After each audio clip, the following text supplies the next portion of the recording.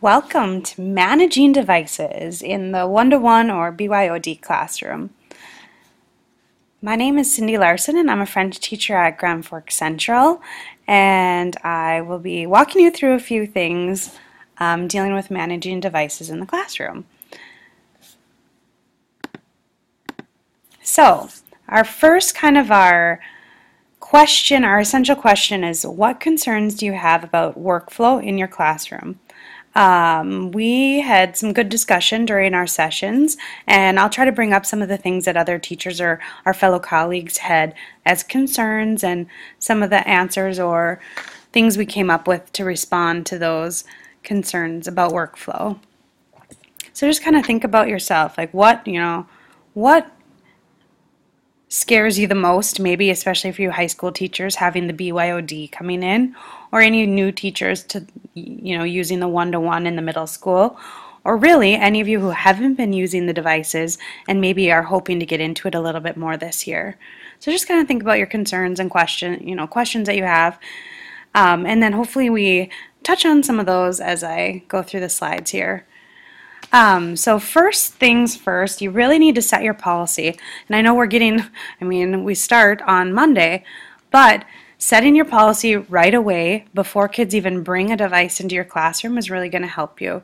So the first thing in the white there, we have students are permitted to use their device only at the discretion of the teacher. This really gives us, if you kind of set that as your rule, it really gives us as the teacher a lot of control, whether today computers are allowed, tomorrow cell phones are allowed, the next day nothing's allowed. So if we really kind of keep our policy open-ended, we can fit it to what our needs are, maybe per day, per lesson. Identify acceptable devices. Are you going to be allowing students to be using their own cell phone? Are you going to require that it be an iPad with a keyboard? Are you going to require it to be a laptop? You get to set the devices that are going to work for what you are planning to use them for in your class. Remember, they're tools. So if it's not a good tool for the activity you have set up, it's not going to be, maybe it's not the right tool for the class and it doesn't need to be brought into the classroom. And then kind of set your consequences. What's going to happen if they do break your policy or break your rules? My visual cues there, the interdit means obviously it's the red, so it's not allowed, and then the permis. So I will have the PDFs. You'll have access to these PDFs, and I'll take off my French or not allowed and permitted portion of it. But really what's going to happen is these are going to be laminated, printed off, and then laminated back to back.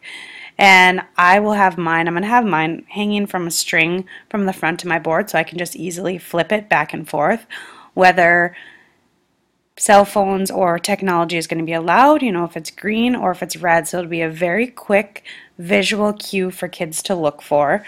And then they will know right away, is it allowed? Can I be looking at using my phone? Can I be using my technology?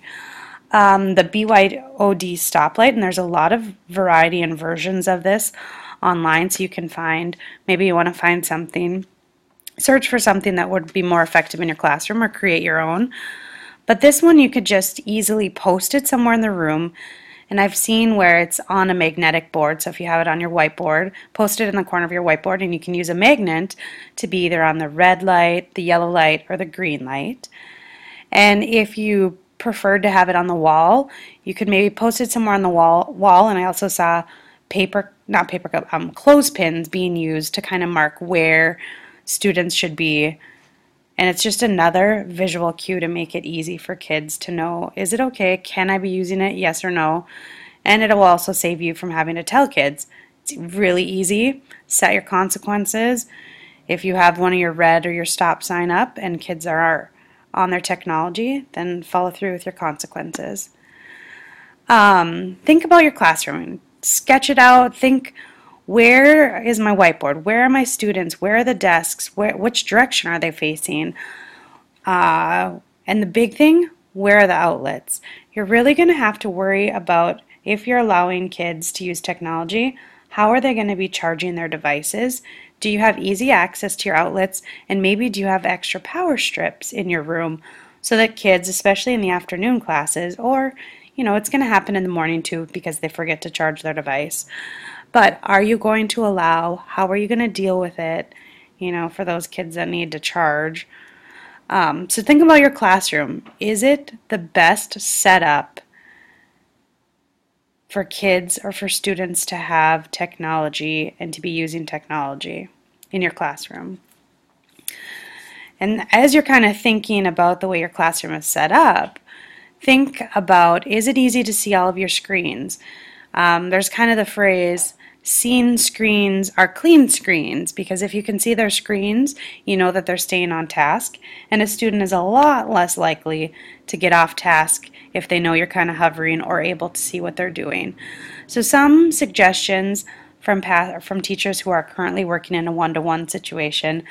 They've had their desks arranged so that maybe the students are facing towards the wall so that they can stand in the middle and at any given time see all the screens in the classroom. It doesn't need to be a permanent setup, but just maybe while they're using them for a certain activity, you're going to have them turn their desks outward. Rotating around the room. Make sure you have clear pathways around the room so that you can move to the back and see all the screens. Maybe you're going to be moving your desk from the front of the room to the back of the room so that when you are kind of at your desk, you can easily look up and see all the screens. Room to work in groups, especially our BYOD classrooms, we have to be concerned with students not having technology. So if you're going to count on them having their technology and they forget their device that day, are you going to allow them to work in groups? Are you going to allow them to pair up with someone with a device? Are you lucky and have a class set or access to a class set to use that day? It's just something to keep in mind. Access to charging station or outlets, so that kind of goes again with make sure in your classroom, do you have a big filing cabinet in front of one of your outlets? You might want to consider having that moved.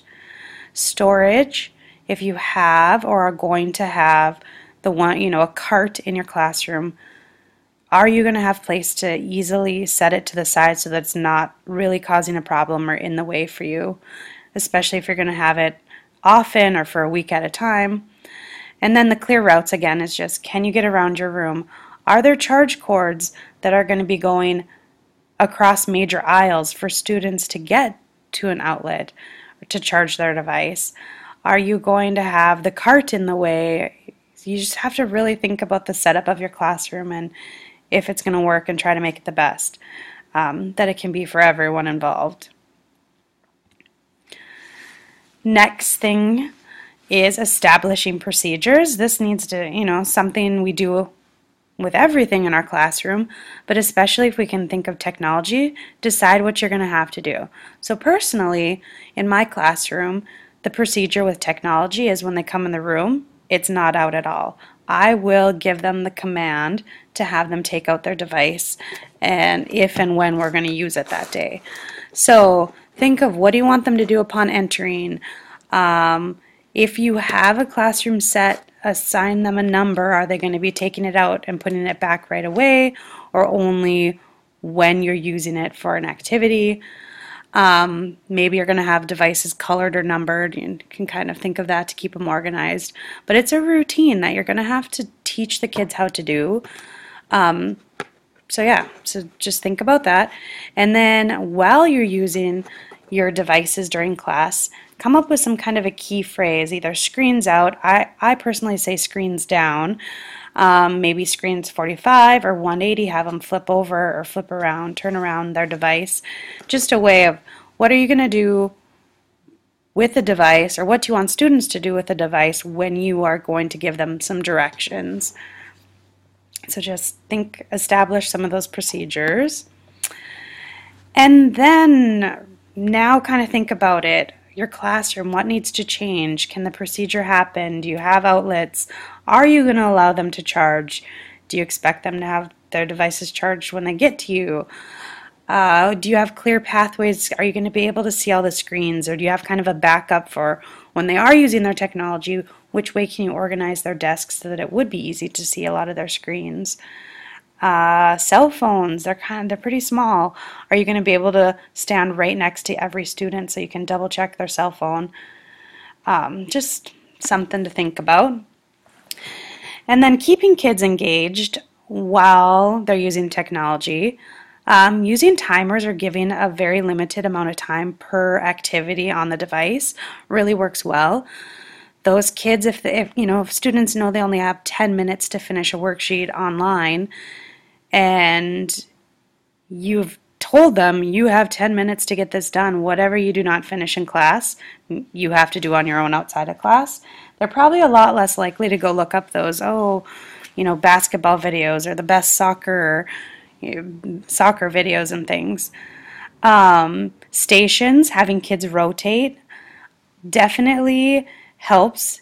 It gives them a time limit. They have a set, a very specific task to do, and they need to keep themselves on track. Using tools that engage. So there are a lot of different things online or different ways online, games, activities. I mean, so many different tools that you can go to keep the kids engaged. Differentiate student tasks. Just because, we all start in the same point and our goal is to get to Z doesn't mean the alphabet's going to be the same for everyone.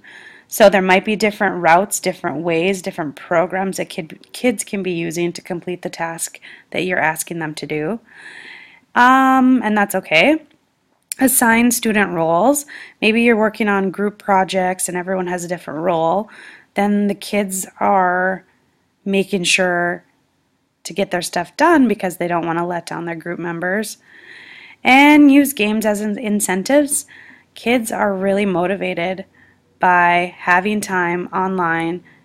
Even if it's an educational game, they really like to have that time to play around, and I think they think that they're decompressing and not necessarily learning, but it's kind of one of those things that we can use to trick kids into learning.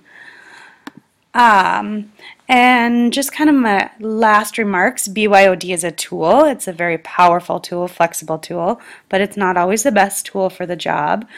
You wouldn't dig a hole with a screwdriver. So we had a couple staff members were just kind of really concerned about the idea of having the technology, especially the cell phones in the classroom in the high school. And really, it's your classroom.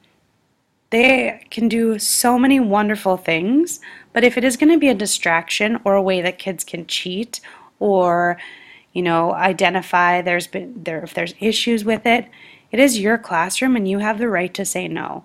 So you get to decide what students are allowed to do, when they're allowed to do it, and if you catch them breaking the rules, there are consequences and you have to follow through with it. So we had the idea of kids always want to have their cell phones and things, and I shared that a thing that I do in my classroom is when kids are taking a test or quizzing, I have all technology away. They are never allowed to use technology on a test or quiz. And what happens is I have them put their backpacks at the front or the back of the room, so they just are away, at least an arm's reach away. So kids don't actually have their backpack. It had been a problem in the past. They were trying to sneak things or sneak their cell phones in their backpack and such. Does this mean they can't have it in their pocket? Well, I'm not going to go and check every single pocket, but it's a lot easier to know if kids are making any weird movements. They're not reaching for something in the backpack. They're probably reaching for a cell phone in their pocket and stuff. So it's just another way to remove the distraction. Charging was another issue your colleagues had that we're thinking that is going to come up. So it's just something to be concerned or to take into consideration. Are you going to make sure you have a power strip for students? Are you going to allow them to move a desk over by an outlet or change your room around? I personally have 2 desks that I'm not having that are extra in my room this year. So kids will not be assigned to those spots, but they are next to an outlet. So those are just some kind of things with managing. If you do have any questions, just shoot me an email. My name in the district within the district email is Cynthia Larson. So go ahead and give me an email if you have any questions. Thank you.